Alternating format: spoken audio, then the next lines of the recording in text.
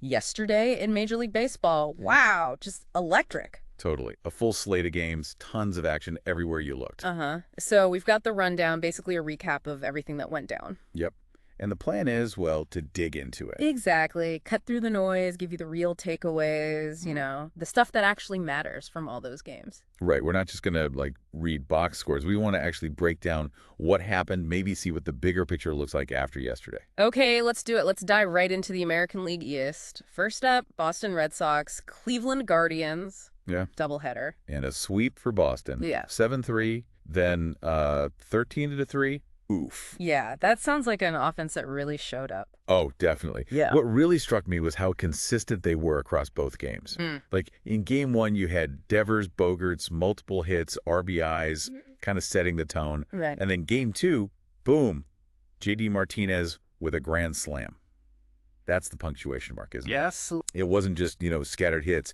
It felt like a sustained offensive push that Cleveland's pitching just couldn't contain. Makes you wonder about the Guardian staff after that. Yeah, you got to think they might be looking at their pitching depth, especially after getting hit that hard. Definitely something to watch. Okay, moving over to the AL Central. Detroit Tigers, Baltimore Orioles, another doubleheader, another sweep. Yep, Tigers took both, 6-2, and then a 7-0 shutout. So two different kinds of wins, but still a sweep. The big story for Detroit, I think, was the pitching. Absolutely. Yeah. Eduardo Rodriguez, he was pretty strong in the first game. 8 Ks, only 2 runs. Solid. But then Tariq Skubal. Wow. The shutout. The complete game shutout in Game 2. That's the kind of thing that can really energize a team, For sure. And how he just blanked the Orioles. That says a lot about his control, his stuff. Yeah. Plus, you had Miggy hitting a homer in the first game. Still got it. He does. Shows he can still deliver. Yeah. But yeah, that Skubal performance makes you wonder if that signals something for the Tigers pitching going forward. A complete game shutout is always a statement. Okay, AL West now. Kansas City Royals and the Houston Astros. A split here. Right. Royals won the first one, tight game, 2-0. Then the Astros roared back, 7-3 in the second. So kind of polar opposites. What's the read there? Oh, Game 1, that was all about pitching, right? Brady Singer for the Royals was just lights out. 9 strikeouts, no runs. Impressive. And then Salvi Perez comes through with the big hit. It shows, when their pitching clicks, KC can hang with anybody. But then Game 2. Then Game 2, the Astros answered. Yordan Alvarez, that 3-run bomb, that just shows their firepower. They get shut out, and they just respond. Resilience. Exactly. Tucker contributed 2. Valdez pitched well. It kind of suggests, okay, the Royals can steal one with great pitching, but Houston maybe has that more consistent, deeper offense day to day. Makes sense. All right, let's jump over to the National League. NL East, Atlanta Braves, Arizona Diamondbacks, another split doubleheader. Yeah, 2 really close games out in Arizona. Braves won the first one, 8-7. Then the D-backs took the second, 6-4. Sound like some battles. Definitely hard fought. Game 1, Acuna Jr. was huge for Atlanta. 3 hits, couple RBIs. Just showing his impact again. He's always a factor. Always. And Kenley Jansen shutting the door with strikeouts. That's key for their bullpen. But Arizona bounced back. They did. Ketel Marte's homer in Game 2 felt like a big momentum swing, and Zach Gallen pitched really well, kept that powerful Braves lineup mostly quiet. Mostly, yeah. Because even in the loss, the Braves put up a fight late. It just shows, top to bottom, that offense is always dangerous. True. Okay, staying in the NL, Tampa Bay Rays visiting the San Diego Padres. The Rays just keep rolling, huh? 2 wins. They do. 4-1 and 4-2. Swept the Padres. Their consistency is just, well, it's remarkable. What stood out? Game 1, Shane McClanahan. Classic Rays pitching performance. Efficient, effective, 7 Ks, just 1 run. Textbook. Pretty much. Then Game 2, Drew Rasmussen was solid, and the offense just, did what they needed to do, found ways to score. That's the Rays way, it seems. It really is. They win in different styles. Doesn't always have to be flashy, just consistent execution. Pitching, hitting, defense. And for the Padres? Well, you have to wonder, right? High expectations in San Diego. Are they feeling a bit of pressure, not quite getting it done against top teams like Tampa? Maybe. Could be. All right, NL West. Los Angeles Dodgers hosting the Pittsburgh Pirates.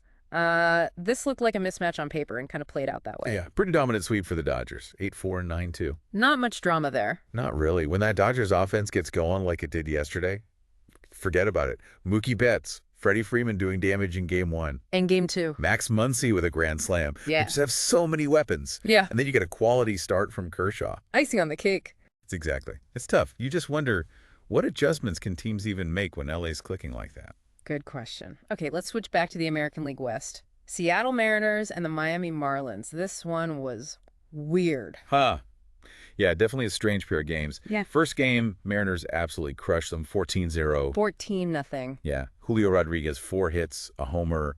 Logan Gilbert, complete game shutout, 10 strikeouts, just total domination. So you're thinking, okay, sweep incoming. Right. But then game 2, much closer. Mariners still won 7-6. Wow, quite the turnaround. It really was. J.P. Crawford, Eugenio Suarez had key hits for Seattle. But Jazz Chisholm Jr. hit a 3-run homer for the Marlins, kept it tight. It's baseball. Right. Never predictable. Never. A good reminder you can't take anything for granted. For sure. Okay, back to the NL East. Washington Nationals and the New York Mets. This was a nail-biter. Yeah, 837 Nats. Really tight contest. Every run felt huge, I bet. You could tell. Juan Soto, another big game for Washington. 3 hits. Crucial double. Pete Alonso hit a 2-run homer for the Mets. Power on both sides. Close divisional games. Yep. They often come down to just 1 or 2 key moments, clutch plays. Makes you think about how important execution is in those spots. Definitely. AL East again. New York Yankees visiting the Toronto Blue Jays. This one wasn't close. No. Yankees offense exploded. 11-2 win. The bats were working. Oh, yeah. Aaron Judge, incredible day, 3 hits, home run.